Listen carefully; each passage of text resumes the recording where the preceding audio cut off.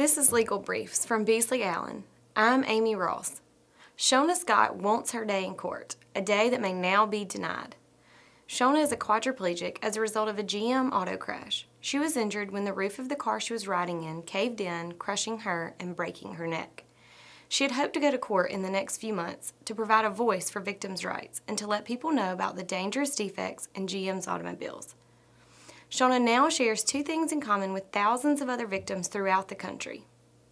They or someone they love has been injured or killed because they were passengers in Chrysler and General Motors vehicles, cars with known design defects or faulty components.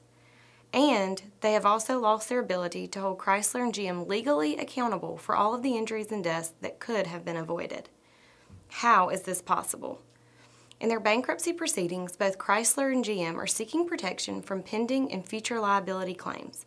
If approved, they will not be responsible for any products manufactured before their Chapter 11 filings. Other companies struggling with bankruptcy have made provisions for liability claims through insurance policies or victim compensation funds, but not Chrysler or GM.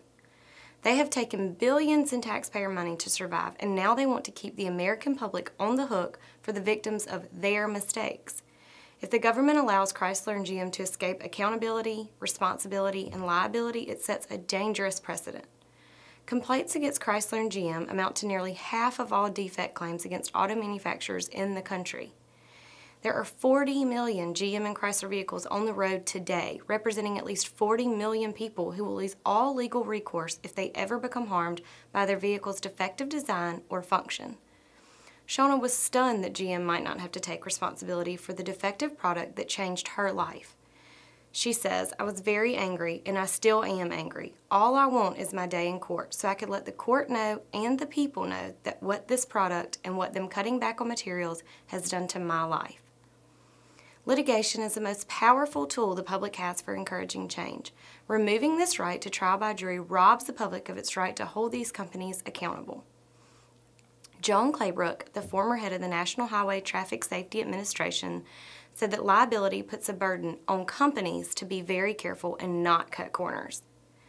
Without that extra protection, she said manufacturers will literally get away with murder. For more information, visit us on the web at www.beasleyallen.com.